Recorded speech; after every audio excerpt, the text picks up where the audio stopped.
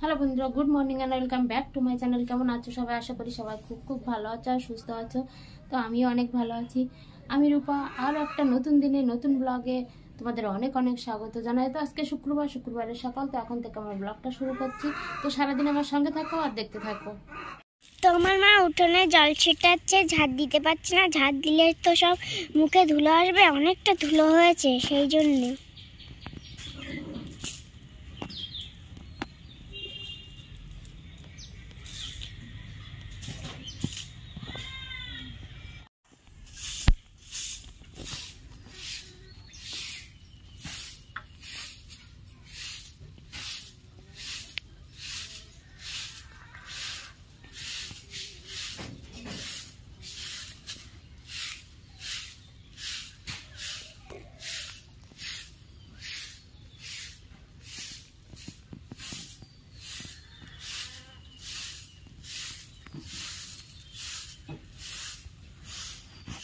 তো আজকে শুক্রবার, আমাদের নিরামিষের দিন। তো তার জন্য রান্নাঘরে সব জিনিসপত্র নিয়ে মা বসে গেছে থালা বাসন মাজতে। ওই দেখো,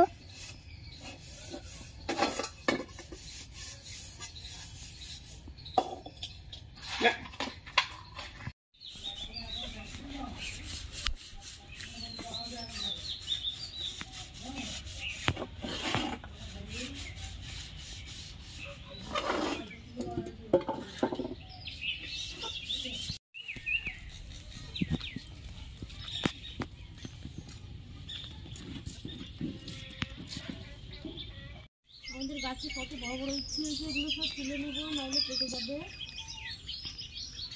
এই যে দেখো কত বড় বড়।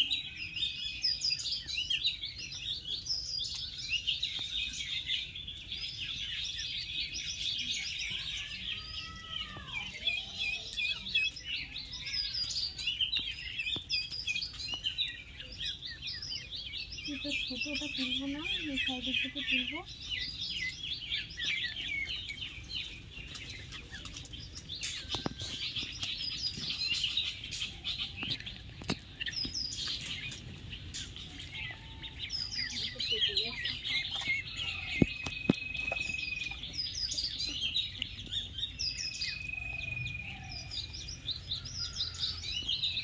বেশি তুলবো না, অনেকগুলোই তুলেছি। দেখো অনেকগুলো উচ্ছে তুলে নিয়েছি, এই যে দেখো। আর বেশি তুলবো না, কত বড় বড় উচ্ছে হয়ে গেছে, বেশি লাগবে না। এগুলো ভালোই বড় বড় হয়ে গেছে, পরে আবার অন্য একদিন তুলে নেব।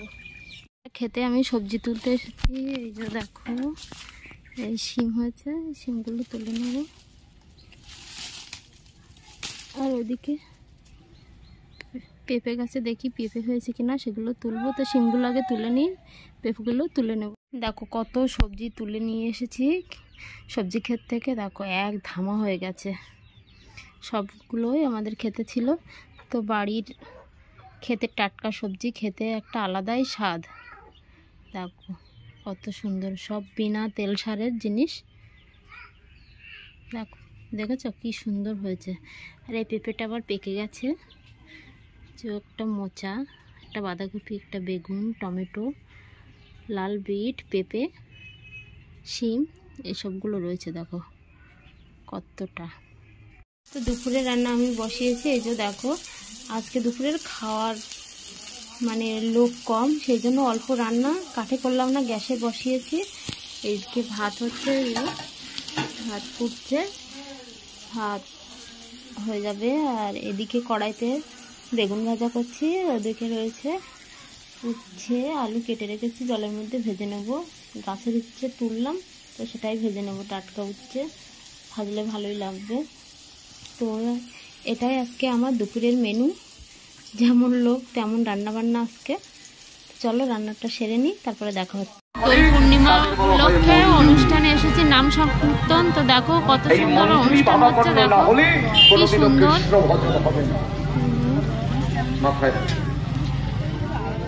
যদি কেউ ভাবে আমি পুরুষ, তাহলে সর্বনাশ। কৃষ্ণ ভজন করতে কি কখনো মাথায় রাখবে না যে আমি পুরুষ। সবসময় ভাবতে হবে আমি গোপী, আমি নারী, আমি অঞ্জলি, তবে কৃষ্ণ ভজন। যিনি নিতাই চাঁদের কৃপা নিয়ে বসে আছেন তিনি বলছেন আমার ভাগ্যে হলো না, আমি কবে নিতাই চাঁদ হলো না। সংসার বাসনা আমার কবে তুচ্ছ হবে, আর আমরা সংসারই ছাড়তে পারলাম না। গৌরাঙ্গ বলিত হবে পুলক শরীর, পুলকিত হওয়া মানে হচ্ছে আনন্দিত হওয়া। মানুষ দেখবেন দুভাবে কাঁদে, একটা দুঃখ কষ্ট যন্ত্রণা হলে কাঁদে, আবার কখনো কখনো সুখের অশ্রু বর্ষণ করে। তা নরোত্তম দাস ঠাকুরের দুঃখ বলতে কিছু ছিল না, সদাই সুখ ছিল, গৌর প্রেমের সুখ। আর গৌর প্রেমের সুখ কারা পায়? যারা নিতাই বলতে নয়ন জলে মুখ ভাসিয়ে খাবে। নিতাই হচ্ছে আশ্রয় তত্ত্ব, গৌর হচ্ছে বিষয় তত্ত্ব। একটা জিনিস মাথায় রেখো, ঘোজাডাঙ্গাটা তার পশ্চিমবঙ্গের বাইরে নয়, বসিরহাট সাব ডিভিশন পশ্চিমবঙ্গের বাইরে নয়। সকলকে বলছে, আবার কবে দেখা হবে জানি না।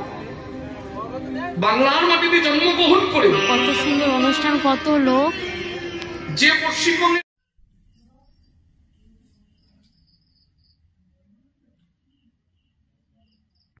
দুপুরে খাওয়া দাওয়া সেরে কাজকর্ম করে তাড়াতাড়ি গুছিয়ে সন্ধ্যা দেখে গেছিলাম একটা রাধা গোবিন্দ মন্দিরে। সেখানে দোল পূর্ণিমা উপলক্ষে নাম সংকীর্তন অনুষ্ঠান হচ্ছিল, তো সেখানে গেছিলাম।